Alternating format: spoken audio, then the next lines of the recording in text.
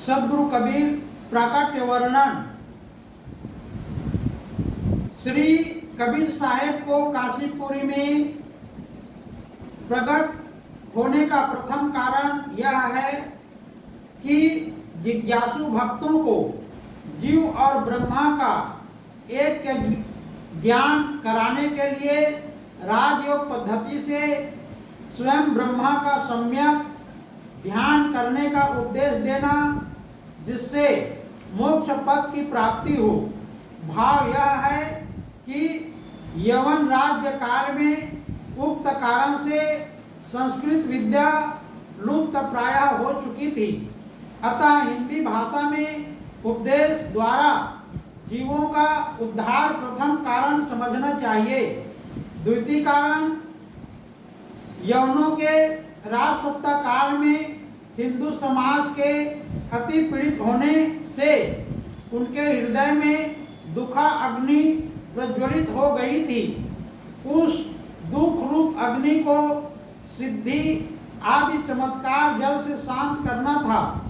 तृतीय कारण, प्राणी मात्र में प्रेम और सम एकता के स्थापनार्थ योग्य अधिकारी जीवों को शिष्य बनाकर उनके द्वारा भारत में प्रेम का संदेश देने के लिए सद्गुरु जैसे धर्म गुरु की आवश्यकता थी। चतुर्थ कारण, यतीन्द्र स्वामी श्री रामानंद जी के महान पवित्र सनातन श्री वैष्णव संप्रदाय को अच्छी प्रकार से पुष्ट करना चतुर्थ हेतु समझना चाहिए। भाव यह है कि तत्कालिक कतिपय अघोरी नाथ साधुओं में अभक्ष्य भक्षण आदि भ्रष्टाचार अधिक रूप में फैल गया था। सिद्धि बल से वे लोग श्री वैष्णव साधुओं को दबाया करते थे और उनके कंठी तिलक आदि को तोड़ देते थे तथा चाट जाया करते थे। इससे श्री वैष्णव संप्रदाय का कुछ हास्य सा हो गया था, अतः सच्ची योग सिद्धि के प्रभाव से उनको दबाकर श्री वैष्णव संप्रदाय का पुनः प्रचार और प्रसार करना आवश्यक था। पंचम कारण, श्री कबीर साहेब ने द्वापर युग में कृतात्मा भक्त सुदर्शन को उनके माता पिता को मोक्ष देने का वचन दिया था। उस वचन का पालन करना पांचवा कारण था।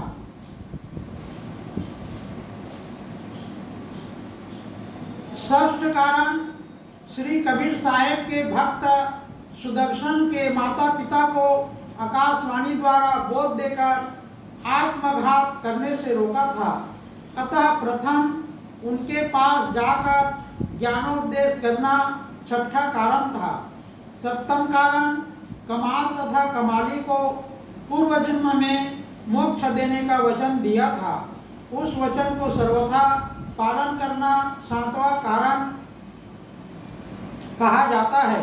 अष्टम कारण, उत्तर प्रदेश बस्ती जिला में गोरखपुर के समीप मगहर नामक ग्राम में पापी अथवा धर्मात्मा कोई भी प्राण त्याग करे तो उसे गधा योनि में जन्म लेना पड़ता है।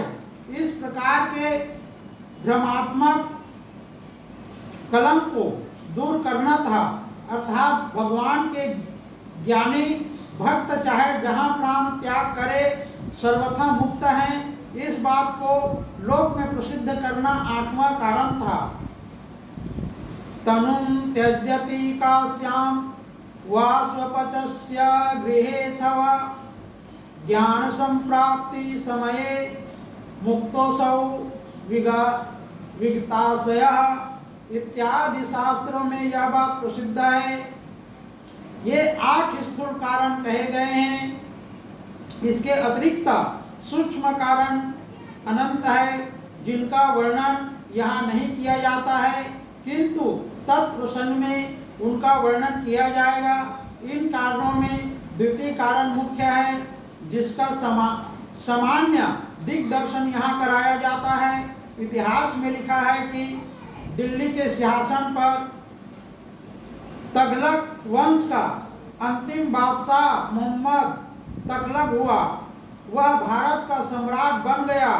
हिंदू राजाओं ने उसकी अधीनता स्वीकार कर ली थी। अतः राजसत्ता के मत से वह आर्य प्रजा को निर्दयता से त्रास देने के लिए हजारों प्रयत्न करने लगा और दुष्ट सह से अनेक प्रकार के अनुचित कर वह हिंदुओं से वसूल करने लगा और हिंदुओं को मुसलमान बनाने के लिए अकथनीय दुख देने लगा।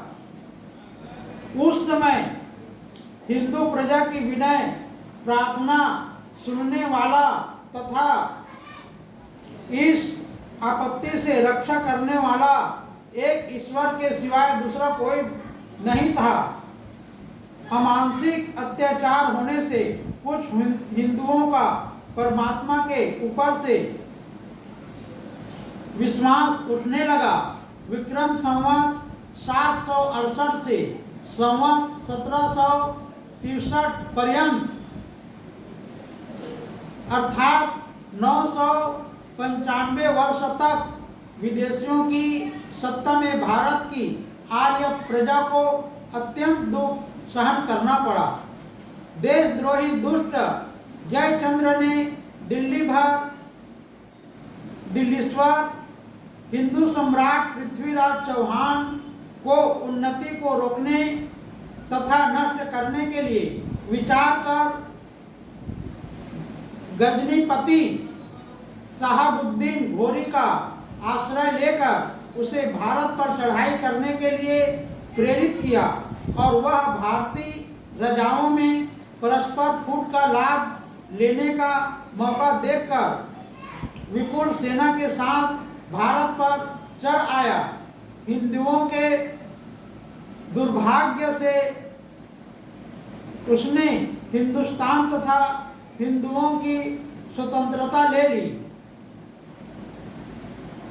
पवित्र भारत पर इस्लामी पताका फहराने लगी।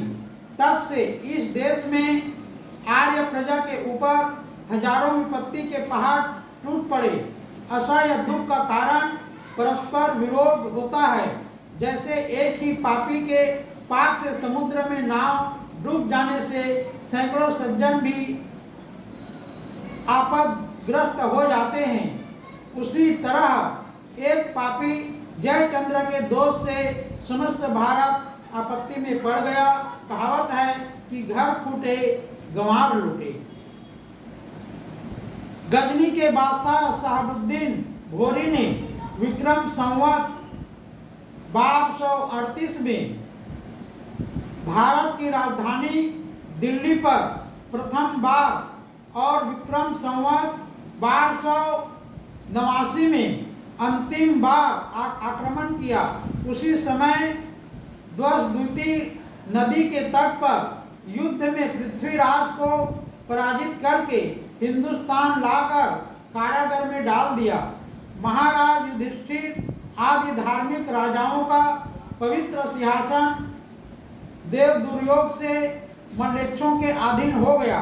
उस समय से करीब 514 वर्ष पर्यंत 38 विदेशी बादशाहों ने दिल्ली के सिंहासन पर राज किया। वे सब बादशाह हिंदुओं के सुख को शत्रु और दुख को मित्र मानते थे।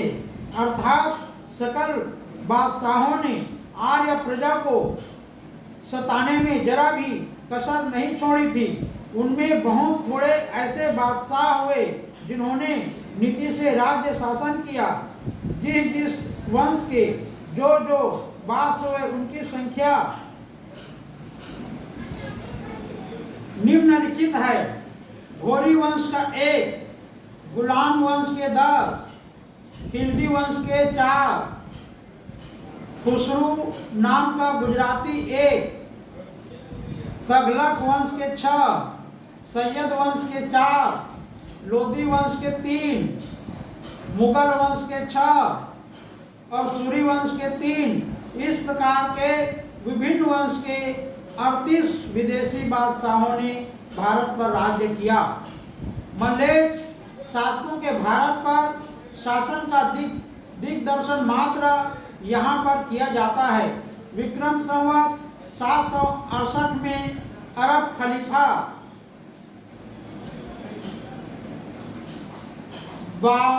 बालोद की कारगिर्दी में उसके जमात महमूद कासिम ने सिंध पर विजय प्राप्त कर बहुत लूटपाट किया। बाद में बहुत द्रव्य के साथ वहां को दी। राजकुमारियों को भी अपने खलीफ के पास भेंट रूप से भेज दिया। जब सिंध पर यवनों की सत्ता जम गई तब वे लोग हिंदुओं को अतिशय दुख देने लगे और नाकोदम आकर अधिकतर हिंदू प्रजा ने इस्लाम धर्म स्वीकार कर लिया। गजनी के सुल्तान शबकतगिन ने विक्रम संवत 1033 में लाहौर पर आक्रमण किया। उस युद्ध में हजारों हिंदुओं को मार डाला और अनेकों मुसलमान बनाया। हिंदुओं की सब धन दौलत लूट ली। शबकतगिन ने जब भारत पर द्वितीय बार आक्रमण किया तब उसका पुत्र पिता का अघोर मंत्र जपने में निपुण हो गया था। इसी से वह भारत का राहु गिना गया। उसने हिंदुओं के धन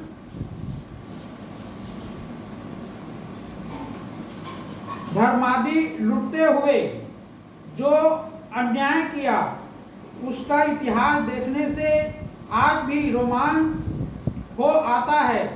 एक अंग्रेज ने इतिहास हिंद में लिखा है कि महमूद गजनी ने अपने बगदाद के खलीफा के समक्ष ऐसी प्रतिज्ञा की थी कि मैं भारत पर अनेक बार चढ़ाई करके हिंदुओं को कत्ल करूंगा।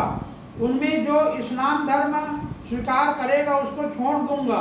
इस प्रतिज्ञा को सुनकर खलीफा ने प्रसन्न होकर गाजी की उपाधि महमूद गजनी को अर्पण की। उसी प्रतिज्ञा की पूर्ति करने के लिए उसने हिंद पर अनेक बार चढ़ाई की और हिंदुओं के धन माल अर्थात सोना चांदी हीरा मोती आदि लूटकर गजनी भेज दिए एवं हिंदुओं के बाल बच्चों को दास दासी बनाकर अपने देश ले गया। इसी ने सोमनाथ के मंदिर सहित शिवलिंग को तोड़कर उसका एक भाग ले जाकर अपनी मस्जिद में जड़वा दिया था। उसके पश्चात वह मथुरापुरी को 20 दिन तक लूटता रहा। सुंदर सुंदर मंदिरों के भूमिसात किया। इस अकथ्य अन्याय को देखकर मथुरा के नृपति ने अपने ही हाथ से अपने ही बाल बच्चों के सहित स्त्रियों को मारकर वीरता के साथ युद्ध में वीरगति प्राप्त की। मोहम्मद गजनी ने 5000 हिंदुओं को हथकड़ी बेड़ी से बांधकर गजनी भेज दिया। यवनों का जब थानेश्वर पर अधिकार हुआ तब दुष्ट मल्लेशों वहां के सब पवित्र मंदिरों की मूर्तियों को खंडित करके अति सुसज्जित बहुमूल्य रत्न जड़ित चक्र स्वामी की मूर्ति गजनी भेज दी और उस मूर्ति को शाही दरबार की पहली सीढ़ी में जड़वाकर सब यवनों को आज्ञा दी कि उस मूर्ति पर पांव रखकर अंदर दरबार में आवे। शाहबुद्दीन घोरी के मर जाने के बाद विक्रम संवत 1262 में तुर्की का गुलाम कुतुबुद्दीन एवं दिल्ली गद्दी पर तख्तासीन हुआ। उसने जब मेरठ तथा अलीगढ़ पर चढ़ाई की तब हिंदुओं के देव मंदिरों को तोड़कर उन स्थानों पर मस्जिदें बनवाया। कुतुबुद्दीन के बारे में तबकात की सीढ़ी में लिखा है कि कुतुबुद्दीन ने जब बिहार में चढ़ाई की तब वहां का सब धन लूटकर 1 लाख सदाचार निष्ठ ब्राह्मणों को कत्ल करा दिया। प्राचीन मंदिरों तथा पुस्तकालयों को जला दिया। अमीर खसरान इतिहास में लिखा है कि फिरोज शाह अर्थात जलालुद्दीन खिलजी दक्षिण देश में विजयी होकर जब अपनी राजधानी में आया तब उसने हिंदुओं के देवों की हजारों मूर्तियां मंगवाकर दीवार में चुनवा दिया और उन मूर्तियों को हजारों हिंदुओं की रक्त धारा से बहुत दिन तक स्नान कराता रहा। उसने देश को खूब लूटा। अतः प्रजा भोजन आच्छादन आदि के अभाव से बहुत दिनों तक दुखी रही। इसी प्रकार अलाउद्दीन खिलजी के विषय में अमीर अब्दुल्ला खान ने लिखा है कि बादशाह सम्मुख से मैं दिन हूँ ऐसा पुकारता था और अंदर से लूटपाट करने का विचार करता था। उसने खंभात सहित आसपास के गुजरात को लूटकर रक्त की नदी बहाई और सोना चांदी आदि अपार धन लूटकर गुजरात से ले गया। 20,000 हिंदुओं को मुसलमान बनाया। लूटपाट करना तो उसके लिए एक सामान्य बात थी। एक दिन अलाउद्दीन ने काजियों से पूछा कि हिंदू लोगों के लिए कुरान शरीफ में खुदा की तरफ से क्या फरमान है। काजियों ने उत्तर दिया कि जहां पनाह हिंदू लोगों के लिए कुरान में पृथ्वी कहा गया है, अतः उनमें से चांदी पैदा करो, दूसरी बार स्वर्ण पैदा करो। खुदा का फरमान है कि हिंदू लोग मुसलमानों की सेवा करने के लिए पैदा किए गए हैं। पैगंबर साहब ने कहा कि हिंदू काफर दिन ये मोहम्मद कबूल न करे तो उन्हें कैद करो, कत्ल करो, गुलाम बनाओ, धन दौलत लूट कर लाचार बनाओ और दीन इस्लाम में लाने के लिए अनेक तरह से तकलीफ दिया करो जिससे इन काफरों को मुसलमान बनने की फर्ज पड़े। काजियों का ऐसा उपदेश सुनकर अलाउद्दीन ने कहा, काजी साहेब कुरान का फरमान तो ठीक है लेकिन मैंने तो पहले से ही ऐसा हुक्म कर रखा है और अभी भी चालू है। इसके बाद उसने पटना शहर को लूटा। उस समय उसने बहुत सी संगमरमर की इमारतों को तोड़कर धूल में मिला दिया और सबसे बड़े एक पुस्तकालय को जला दिया। देवांगना समान महारानी पद्मिनी के सौंदर्य गुण गौरव से आकृष्ट होकर पद्मिनी को प्राप्त करने के लिए दुष्ट अलाउद्दीन ने चित्तौड़गढ़ का घेरा डालकर महाराणा भीम सिंह के पास दूत द्वारा संदेश भेजी कि रानी पद्मिनी मुझे मिल जाए तो मैं जैसे आया हूँ वैसे ही वापस लौट जाऊंगा। ऐसा सुनकर राजपूतों ने अत्यंत उष्ण दीर्घ श्वास लिया। उन्होंने सोचा कि क्या हम लोग निर्जीव हो गए हैं अथवा हम लोगों में वीरता नष्ट हो गई है। जब तक हमारे शरीर में प्राण है तब तक अलाउद्दीन को ऐसी पापमय याचना कभी स्वीकृत नहीं हो सकती है। क्षत्रिय वीरों का ऐसा दृढ़ निश्चय सुनकर भी उस दुराचारों ने फिर से संदेश भेजी कि केवल दर्पण में रानी की छाया देखकर मैं लौट जाऊंगा। तब महाराणा भीम सिंह ने मन में विचार किया कि यदि वह दुष्ट अलाउद्दीन पद्मिनी की छाया मात्र दर्पण में देखकर लौट जाए तो इसमें हानि ही क्या है। क्षत्रियों का इससे संहार होना अटक जाता है। किंतु मल्लेच्छों ने छाया दर्शन के छल से पद्मिनी का हरण करने का निश्चय कर लिया था। इधर सकल क्षत्रिय वीर सहित राणा भीम सिंह ने विचार किया कि मल्लेच्छ लोग कभी विश्वास करने योग्य नहीं हैं और यौवनों के साथ युद्ध में अपनी जाति सेना अपनी जीत होना असंभव है। अतः राजमहल के विशाल प्रांगण में हजारों मन काष्ठ एकत्र करके उसमें प्रयत्न पूर्वक आग लगा दी गई। पश्चात पद्मिनी आदि सकल क्षत्रियानी स्त्रियां सहर्ष अंतिम अग्निव्रत के लिए तत्पर हो गई।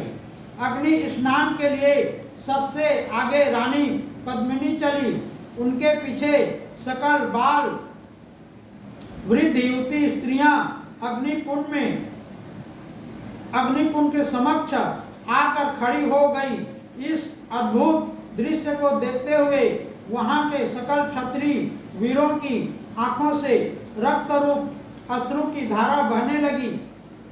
उन सबके देखते देखते क्षत्रिय कुलाभिमानी पतिव्रत धर्म परायणा स्त्रियां एक ही बार चारों तरफ से जाज्वल्यमान प्रचंड अग्निकुंड में कूद पड़ी और क्षण में जलकर भस्म हो गई। उसके पश्चात राजा भीम सिंह सहित सभी क्षत्रिय वीर केसरिया बाना धारण करके युद्ध में उतर पड़े और मल्लेच्छों के साथ भयंकर युद्ध करने लगे। अधिक संख्या में यवन सैनिक राजपूतों के हाथ से मारे गए, किंतु समुद्र समान यवनों की सेना में जल बिंदु सदृश राजपूतों की सेना खप गई। तब शमशान चित्तौड़गढ़ पर अलाउद्दीन ने राजसत्ता जमाई। किसी इतिहासकार का कहना है कि राजा भीम सिंह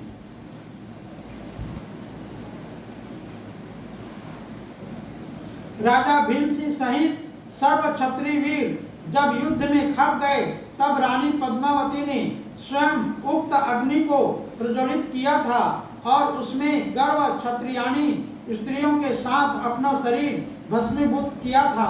उसके बाद दुष्ट अलाउद्दीन ने शमशान चित्तौड़गढ़ में प्रवेश किया था। तब पद्मिनी तो नहीं मिली, किंतु उसकी राख अलाउद्दीन के हाथ में आई थी।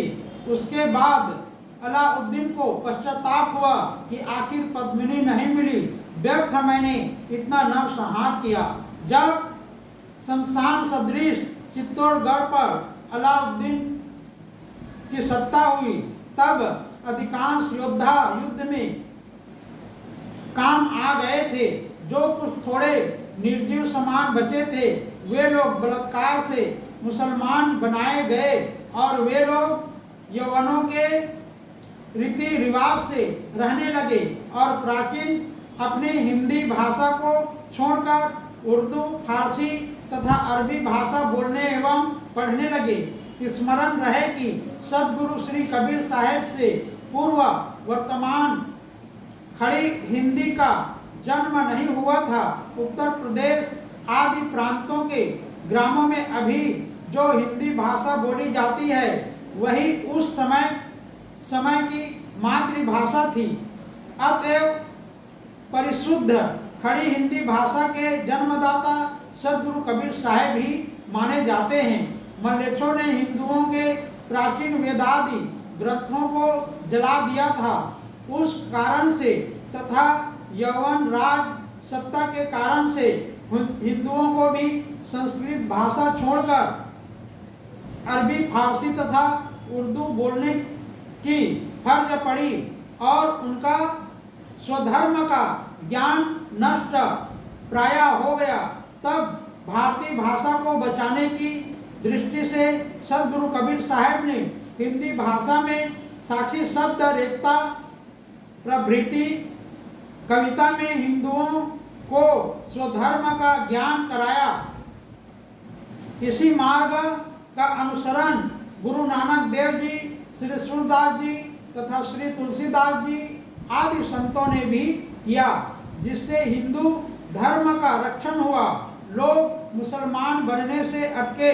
सदगुरु श्री कबीर साहब से प्रथम हिंदी, बंगला, मराठी तथा गुजराती और किसी भी प्राकृत भाषा में आध्यात्मिक विषय का वर्णन नहीं मिलता है। अतः जान पड़ता है कि इन्हीं से इसका प्रारंभ हुआ। अतएव संत मत के जन्मदाता सदगुरु श्री कबीर साहब ही माने जाते हैं।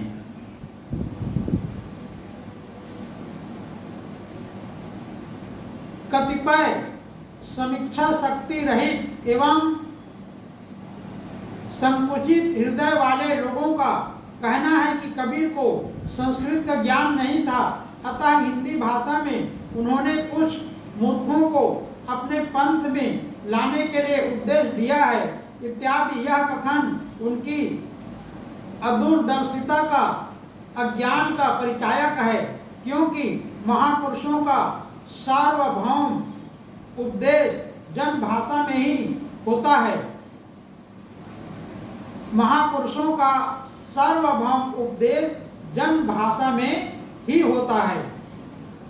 उस समय देश की गतिविधि का शीघ्र परिवर्तन हुआ। फिर जहां को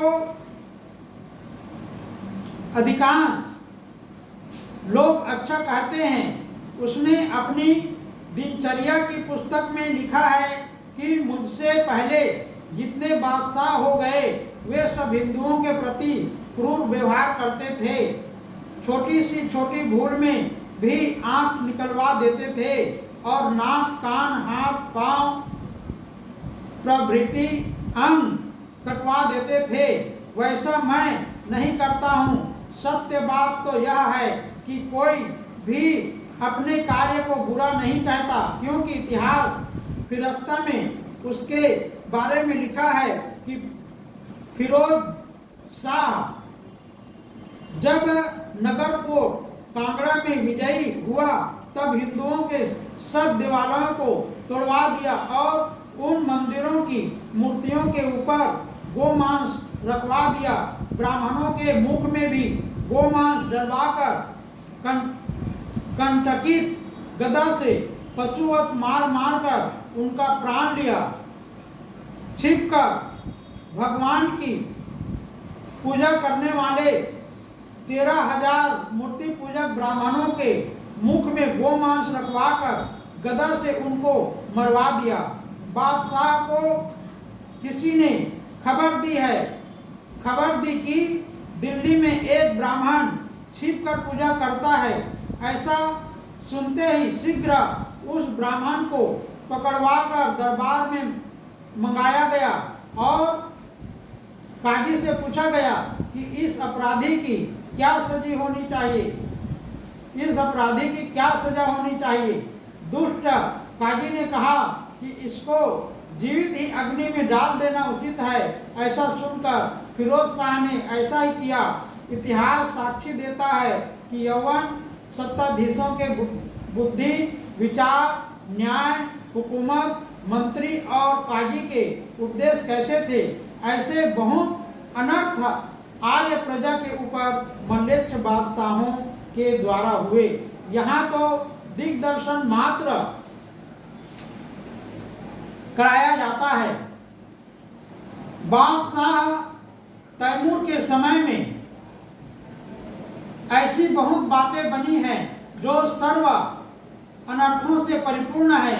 एक समय दयालपुर प्रांत से 5000, अयोध्या से 14,000 तथा काशीपुरी से 20,000 हिंदुओं को मूर्ति पूजक मानकर उन्हें पकड़ मंगवाया और मूर्ति पूजा करना पाप है ऐसा समझकर सबको कत्ल करवा दिया।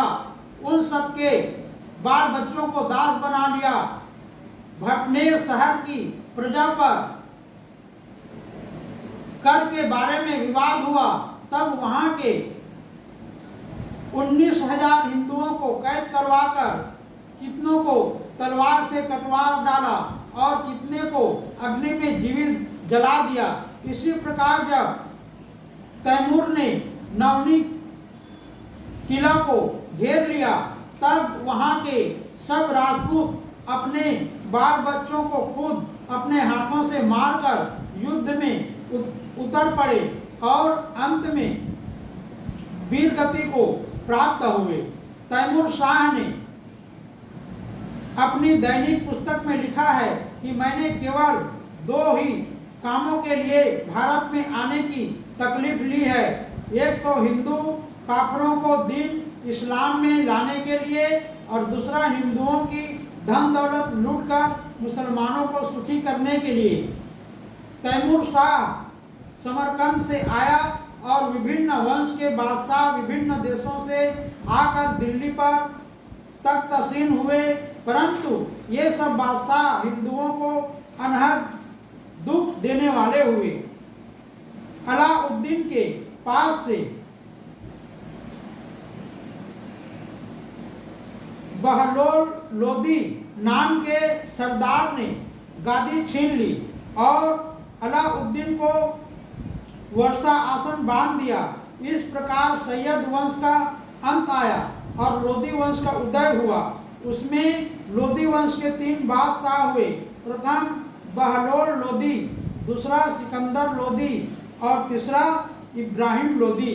लोदी वंश के 3 बादशाहों में बिटला सिकंदर लोदी जब गादी पर बैठा, तब उसने हिंदुओं को सबसे अधिक दुख दिया।